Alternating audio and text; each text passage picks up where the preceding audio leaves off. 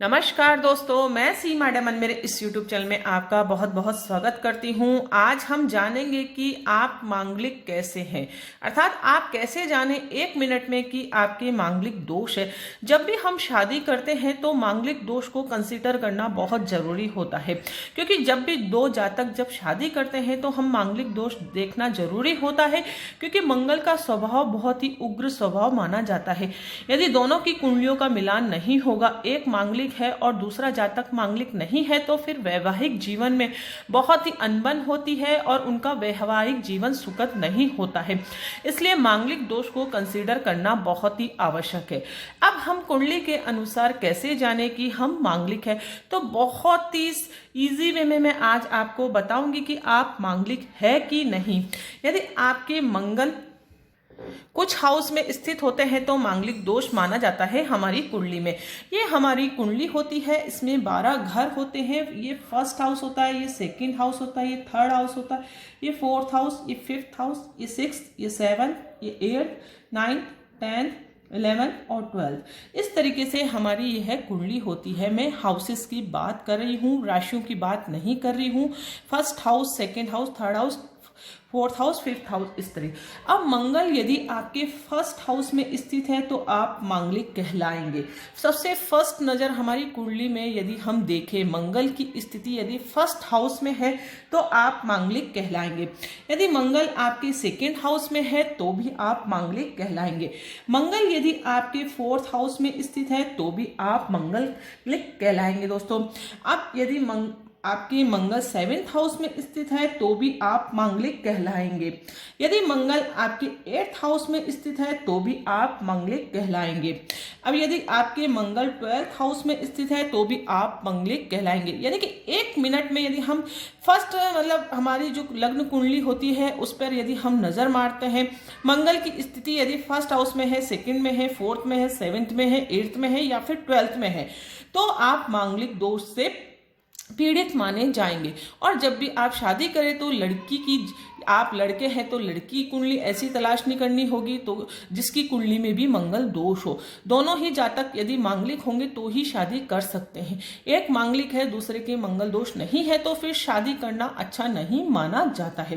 अब ऐसा तो हमने देख लिया कि हमारे मंगल दोष है, लेकिन मंगल दोष कई कारणों से भी उसे निरस्त माना जाता है हमारी कुंडली के अनुसार। कौन कौन से ऐसे नियम होते हैं जब मांगलिक दोष कैंसिल हो जाता है, अर्थात मांगलिक नहीं होता है। मंगल 7th हाउस में स्थित है तब भी आप मांगलिक नहीं कहलाएंगे। कौन कौन से ऐसे नियम हैं?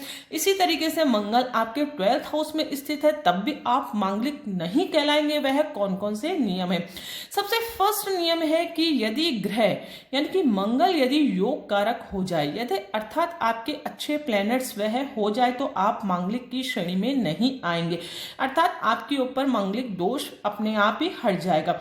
यदि आपकी मेष लग्न की कुंडली है, मंगल आपके फर्स्ट हाउस में भी स्थित है तो भी आप मांगलिक नहीं कहलाएंगे। यानी कि मंगल आपके योग कारक हो गया आपकी लग्न कुंडली में। यदि मंगल आपके मित्र राशि में स्थित है, अर्थात वह कर्क राशि में, वैसे तो नीच राशि में स्थित होता है। एक उच्च और नीच का नियम होता है। कुछ ग्रह होते हैं जो पर्टिकुलर राशि में उच्च के माने जाते हैं, पर्टिकुलर राशि में नीच के माने जाते हैं। यदि कर्क राशि में मंगल स्थित है तो वह नीच राशि का हो जाएगा। यदि उसके सामने ही कोई ऐसा ग्रह बैठ जाए, यानी कि चंद्रमा बैठ जाए, नीच भंग हो जाता है, तब भी आप मांगलिक दोष आपके निरस्त हो जाएगा।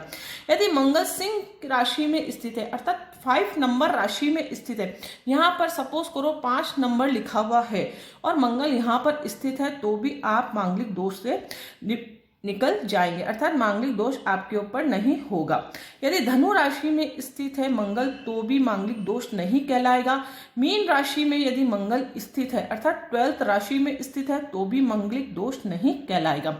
अब मंगल यदि सूर्य से अस्त हो गया है, अब अस्त कैसे होता है? यदि मंगल की सूर्य से युति हो गई और दोनों का डिग्री डिफरेंस 17 डिग्री से नीचे हो, अर्थात 17 डिग्री के ऊपर होगा तो वह अस्त नहीं माना जाएगा मंगल। यदि 17 डिग्री से नीचे हो, अर्थात 12 डिग्री का हो, 11 डिग्री को हो, 3 का हो, कितना भी हो, 17 से नीचे के नंबर में यदि वह आ रहा है तो मंगल उस अवस्था में अस्त अवस्था में माना जाता है, अर्थात उसका कोई रोल नहीं रहता है हमारी कुंडली में। मंगल आपको ना तो नेगेटिव रिजल्ट देगा ना ही पॉजिटिव रिजल्ट देगा। उस स्थिति में मांगलिक दोष अपने आप ही आपकी कुंडली में से हट जाएगा। तो अस्त अवस्था देखना भी बहुत जरूरी होती है। अब यदि मंगल उच्च राशि में स्थित है, अर्थात मकर राशि में, यानी कि 10 नंबर राशि यहाँ पर लिखी है आपके मंगल, यहाँ पे ये हाउस है वैसे तो, यदि यहाँ पर 10 नंबर लिखा है, मंगल यहाँ पर स्थित है। अब हमने देखा कि मंगल 7th हाउस में स्थित है, अब 10 नंबर राशि में वह उच्च का होकर योग कारक हो गया है, तो भी आपके ऊपर से मांगलिक दोष हट जाएगा। ये कुछ नियम मैं आपको इसलिए बता रही हूँ क्योंकि अक्सर भ्रांतियां होती है। सॉफ्टवेयर से हम कुंडली निकाल लेते हैं, उसमें कंसीडर हो जाता है, उसमें जो डाटा फीड रहता है उसके अकॉर्डिंग कुंडली बनती है और उसमें कंसीडर हो जाता है मांगलिक दोष है, उच्च मांगलिक दोष है, निम्न मांगलिक दोष है। वह इसीलिए केवल वहां पर मंगल की स्थिति को देखकर वह बता देता है। लेकिन जो हम मैन्युअली कुंडली बनाते हैं उसमें हम पूरा डीप रिसर्च करते हैं, डीप उसकी स्टडी करते हैं, कुंडली की कौन कौन से नियम हम लागू करते हैं मांगलिक दोष कैंसिलेशन के, तो सब स्थितियां देखकर एक निर्णय लिया जाता है कि आप मांगलिक है कि नहीं। तो आपको मैं एक राय दूंगी कि आप जब भी अपनी कुंडली बनवाएं तो मैन्युअली कुंडली बनाएं। कंप्यूटराइज कुंडली सही नहीं होती है 100%, उसमें कुछ त्रुटियां ऐसी हो जाती है जो हमारे जीवन में हमें नेगेटिव रिजल्ट देती है। अब मंगल ग्रह की यदि पावर ही कम है तो मांगलिक दोष अपने आप ही निरस्त हो जाएगा। यदि मंगल की पावर 29 डिग्री है, 28 डिग्री है, 2 डिग्री है या फिर 1 डिग्री है तो वह 0% पावर का हो जाता है, अर्थात उसमें पावर ही नहीं है तो फिर वह दोष कहलाएगा नहीं, मतलब मंगल का आपके ऊपर कोई हावी नहीं होगा, तो मंगल दोष अपने आप ही निरस्त हो गया है। इसी प्रकार आपके 1st हाउस में यदि गुरु स्थित है, योग कारक होकर शुक्र स्थित है और मंगल आपके यहाँ पर भी स्थित है तो भी मंगल दोष कैंसिल हो जाता है। यानी कि आपकी लग्न कुंडली में शुभ ग्रह स्थित है, यहाँ पर 1st हाउस में गुरु और शुक्र हमारे विवाह के कारक ग्रह माने जाते हैं। यदि यह अच्छी अवस्था में आपके 1st हाउस में स्थित है तब भी मंगल दोष कैंसिल हो जाता है। इसी प्रकार से 12th हाउस में यदि 7th राशि लिखी है या फिर 2 नंबर लिखा है, अर्थात तुला राशि हो या फिर वृषभ राशि यहाँ पर स्थित हो और मंगल वहां पर स्थित है तब भी मंगल दोष कैंसिल हो जाता है। दोस्तों, गुरु और शुक्र के साथ यदि मंगल की युति हो तो भी मंगल दोष कैंसिल हो जाता है, अर्थात मंगल के साथ गुरु स्थित हो, यहाँ पर स्थित हो गया तो भी मंगल दोष कैंसिल हो जाएगा। भले ही वो 4th हाउस में स्थित होकर मंगल दोष बना रहा है लेकिन कैंसिल के नियम लग गए तो मंगल दोष कैंसिल हो जाएगा। अब हमने डिसाइड कर लिया है आप कन्या है या फिर वर है, लड़का हो लड़की हो। आप यदि लड़के हैं, आपकी कुंडली में डिसाइड हो चुका है कि आप मांगलिक हो। अब आपको ऐसी कुंडली की तलाश करनी है कि उसमें भी मांगलिक हो, लेकिन वह मांगलिक नहीं है तो उस स्थिति में हम फिर से एक डीप स्टडी करते हैं कि जैसे आप कन्या है तो वर की कुंडली में जैसे आपके घर में यहाँ पर मंगल स्थित है, आप लड़के हो तो लड़की की कुंडली में इसी घर में यदि सूर्य, शनि, राहु, केतु या फिर मंगल स्थित हो तो भी मंगल दोष कैंसिल हो जाता है। अर्थात 2 कुंडलियों का हम जब मैच मेकिंग करते हैं तो यह नियम लगाकर भी देखते हैं, यानी कि दूसरे लड़के की कुंडली भी देखते हैं। आप लड़की है तो लड़के की कुंडली में देखेंगे यह स्थिति और लड़के हैं तो लड़की की कुंडली में यह स्थिति देखेंगे। यदि लड़के की कुंडली में यह स्थिति बनती है तो मंगल दोष कैंसिल हो जाता है। मंगल दोष कैंसिल होते ही आप दोनों शादी करेंगे तो आपके वैवाहिक जीवन में कोई भी परेशानी नहीं होगी। इसी प्रकार यदि आपकी कुंडली में मंगल यहाँ पर स्थित है, उसके जस्ट सामने आपके शनि, सूर्य, राहु, केतु स्थित होंगे तो भी मंगल दोष कैंसिल हो जाता है, दृष्टि संबंध उसमें बन जाता है, इसलिए मंगल दोष जब भी कैंसिल माना जाता है।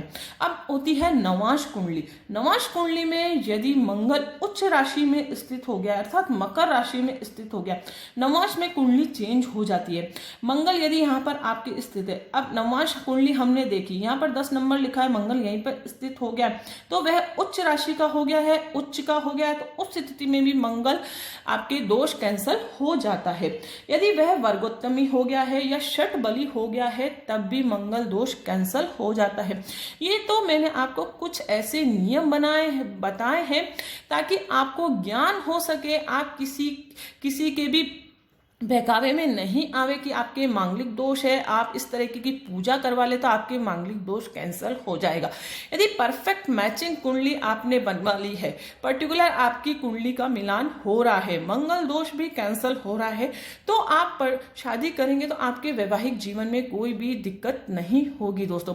इसलिए हमें थोड़ा बहुत एस्ट्रोलॉजी का ज्ञान होना भी जरूरी है ताकि हमें भी कोई भी भ्रमित नहीं कर पाए। इसलिए मेरा मतलब ये वीडियो बनाने का मोटिव यही है कि आप लोगों तक यह इंफॉर्मेशन पहुंच पाए कि आप खुद भी जान पाए। बहुत ही इजी वे में मैंने बताने का प्रयास करा है दोस्तों कि मांगलिक दोष कैसे कैंसल हो जाता है। मांगलिक होना एक नियम है, मांगलिक दोष का कैंसल होने के ये इतने नियम होते, यदि एक नियम भी लग जाता है तो मांगलिक दोष कैंसल हो जाता है। ये बहुत बड़ा एक दोष माना जाता है। जब भी शादी की जाती है तो कई एस्ट्रोलॉजर ऐसे होते हैं जो आपको भ्रमित कर देते हैं कि आपके मांगलिक दोष है, आप कुंभ से विवाह करवाए या पेड़ से शादी करवाए, बहुत लंबी चौड़ी पूजा पाठ बता देते हैं जिसमें उनको पता रहता है कि पहले से ही मंगल दोष कैंसिल हो चुका है, लेकिन फिर भी आपको डरा दिया जाता है कि आपके मांगलिक दोष है, आप शादी नहीं कर सकते, आप इस तरीके की पूजा पाठ करेंगे तो फिर आप शादी कर सकते हैं। इस तरीके से उनको पैसा एक कमाने का जरिया मिल जाता है। लेकिन मेरा इरादा यही है कि मैं आप लोगों के तक एक सही राय आप तक पहुंचा सकूं, एक ज्ञान है जो मैं आप तक पहुंचाने का प्रयास करती हूं। आई होप आपको वीडियो बहुत अधिक पसंद आया होगा। यदि आपको वीडियो पसंद आया तो इसे आप लाइक करना ना भूलें, क्योंकि आपका एक लाइक ही इस वीडियो को बहुत अधिक मोटिव करता है, आगे तक पहुंचाता है। आपके कोई भी सुझाव हो तो आप कमेंट्स के द्वारा मुझे जरूर बताएं कि आपको वीडियो किस तरीके का लगा, ताकि आने वाला नेक्स्ट वीडियो में आपके लिए बहुत अधिक बेटर से बेटर ला सकूं। तो मिलते हैं नेक्स्ट वीडियो में कोई इंटरेस्टिंग टॉपिक के साथ। तब तक के लिए thank you and bye bye.